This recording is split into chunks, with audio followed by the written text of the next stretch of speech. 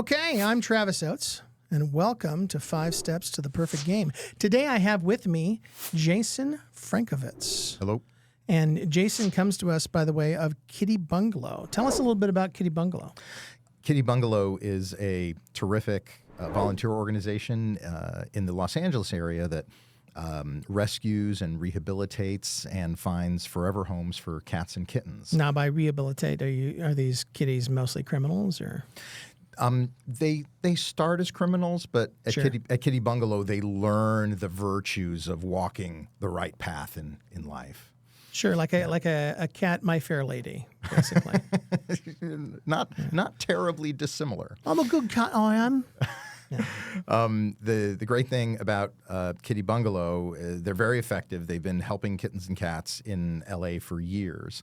But the whole thing is under the theme of it's a charm school for wayward cats. Sure. So every cat goes through their curriculum, and when they graduate, they get adopted to a forever home, and they get their grad photo with a little kitten mortar board on their head.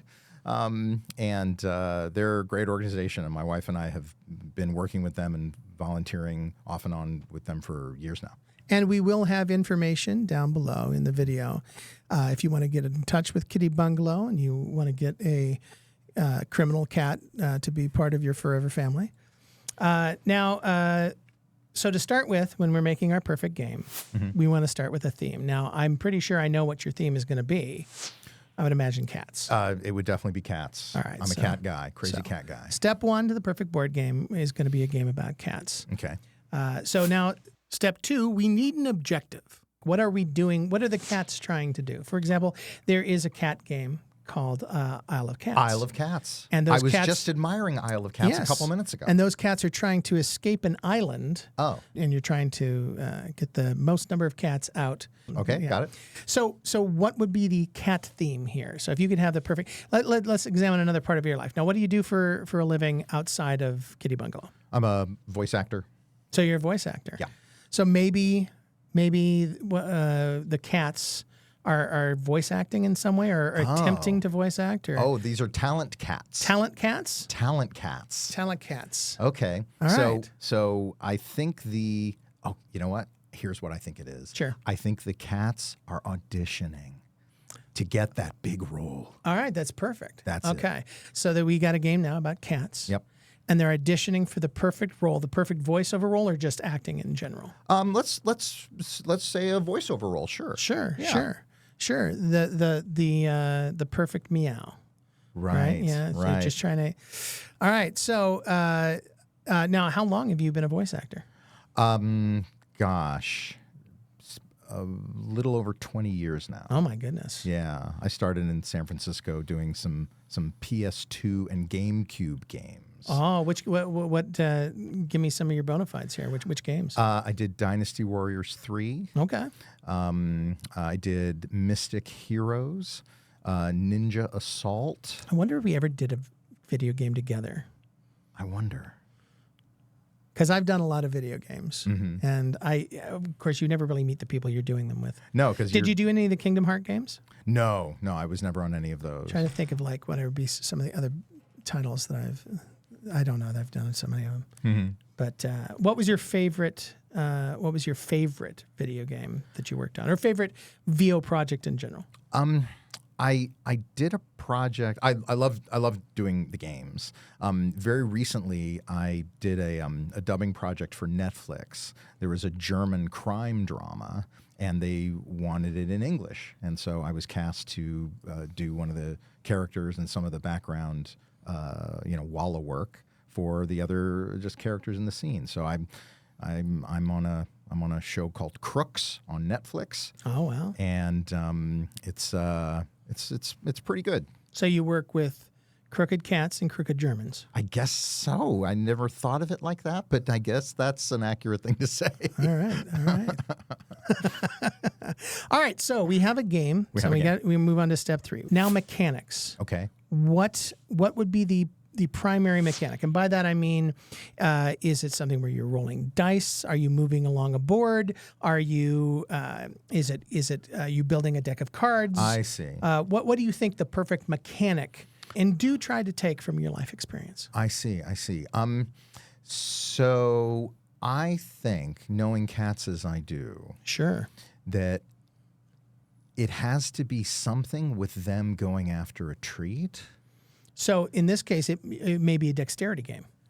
It could be. Yeah, a dexterity game is a game where you're doing some kind of an activity or an action that requires dexterity, like you're flicking something or you're trying to stack something. Oh, I see, like a Jenga or a Hungry Sure. Hippos. Sure, Okay. sure. So some kind of a dexterity. So this will be a cat game about auditioning for voiceover that has a dexterity element. Okay. It could be that that the cats are trying to get the perfect meow, and therefore you have to build the meow. Maybe. Oh, okay. That's the components of the meow, and you build the perfect meow. That's interesting. And when you mess up, it turns into a spit or a hiss.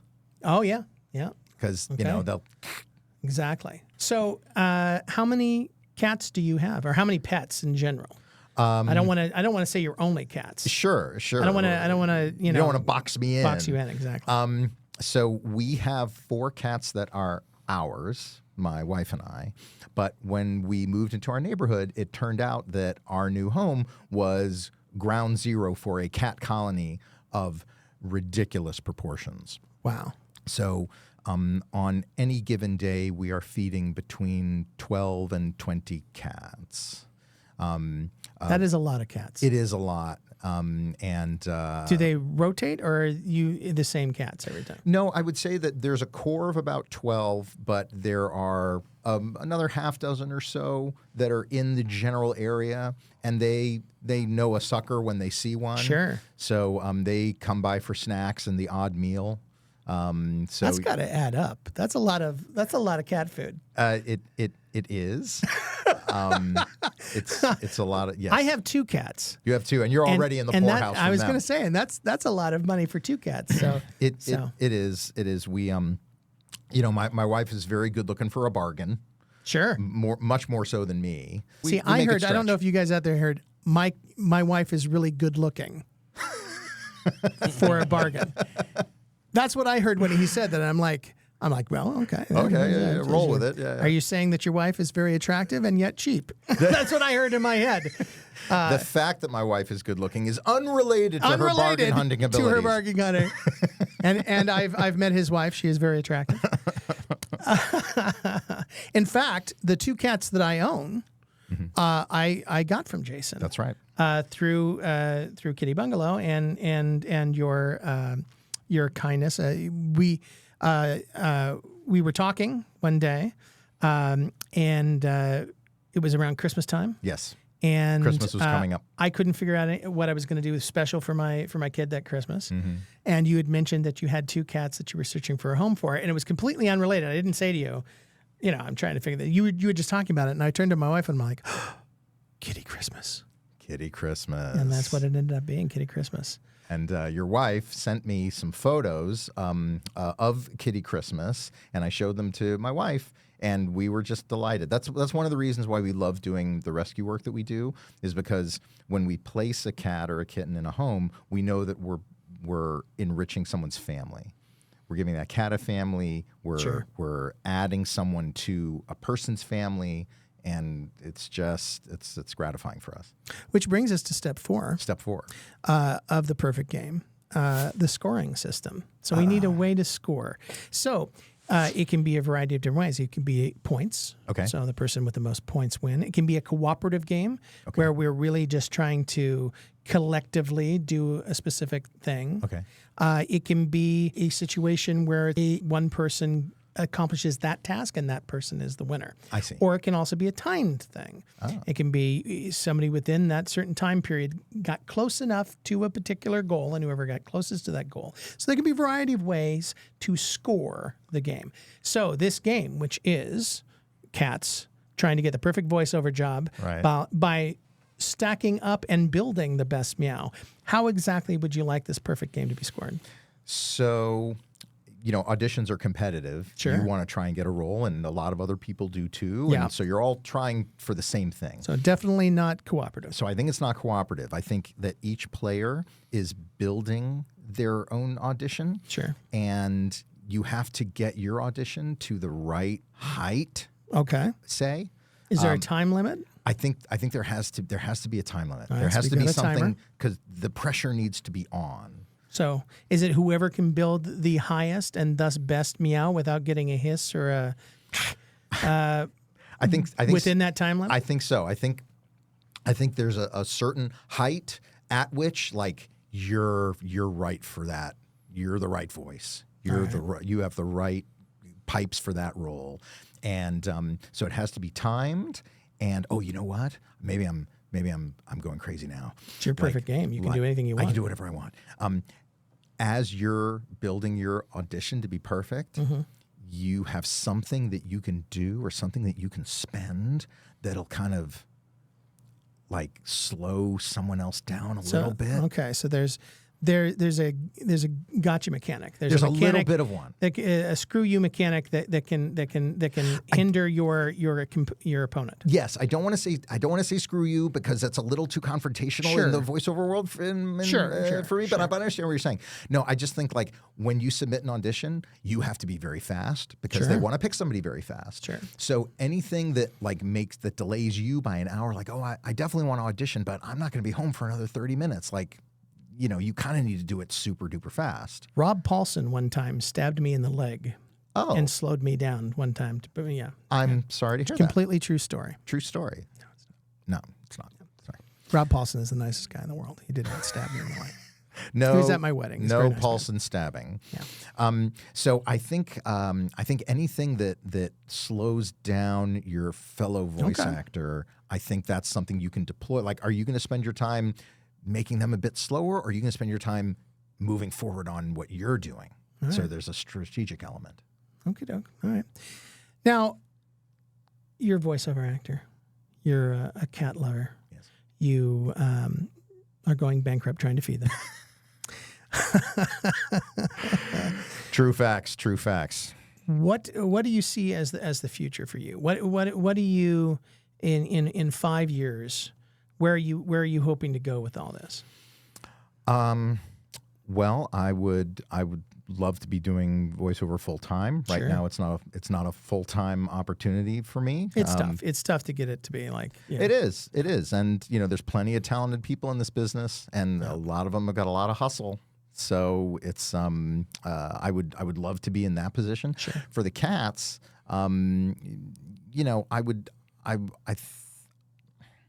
why is this a hard question to answer? I think I would. Much easier to talk about the past than it is to talk about the future. Well, it's just we've just come off of a particularly intense run of looking after 2 litters. Oof. And how many? And a litter is anywhere between, like, how much is 2 litters? One of the litters was a feral, hostile mama and 3 babies, and one of them was a very gentle and sweet mama, but with 5 babies. Okay, so 8 cats. So 8 cats and 2 mamas. 2 cats and 8 kittens. Yes, and that was on top of the ones that we were caring for. So at the moment, when I think about 5 years from now, I don't think I want to be, with like 8 mamas and 3,000 kittens. Sure. I think I would like to be making it easier for more people to help with care. Sure. I mean, I would love to, make videos and provide voiceover for things that would help teach people how to look after the animals well. Sure. Something like really good, really high quality. We have a great recording facility. If you have an disgustingly amazing facility here. Yeah. Like I was saying before we got started, like I used to work in television. I was with Tech TV for a while. I was with G4 for a while, and we never had anything as nice as what I'm seeing here today. Yeah. Like, it's great. Corey's got deep pockets. Those are the pockets you want. Yeah. So, to wrap this up, step 5 of our cat themed voiceover gig attempting dexterity building, stacking, meowing It's so easy to explain. Scoring by time. This sucker needs a name. So step 5, we need the perfect name. Perfect name. The perfect game. For the perfect game. The perfect name for the perfect game. Gosh, it's all on me now, isn't it? Well, I can help. It feels to me like it maybe should have meow in the title. It should have meow. Optionally purr. Sure. The perfect meow. Maybe. It's your game. It's my game. So the perfect meow. That's the purr. The purr spelled P-U-R-R. Yeah. Perfect meow. It's not bad. No. It's not bad for 20 seconds of trying. So we'll be out pitching the perfect meow come Gen Con. See if we can get Asmodee or Arcane Wonders to pick this up and run with it. I would buy my own game. Sure. We'll get the prototype out there. And thank you very much for joining me, Jason. Absolutely. This has been great. And thank you for doing what you did today with the kittens. I think it's going to create some great awareness. Yeah. And like I said, we have all the information about your organization and Kitty Bungalow. So if you are catless, or you have just 1 or 2 cats, or if you're in Jason's mindset, only like 10 or 11, and you feel like you need more cats, reach out to Kitty Bungalow and they'll hook you up. Yeah, kittybungalow.org. Excellent. Well, thank you, Jason. Thank you. Thank you for creating the perfect game with me today. I love doing it. Remember, those of you watching out there, please like, subscribe, ring that bell, and we'll see you next time for the perfect game.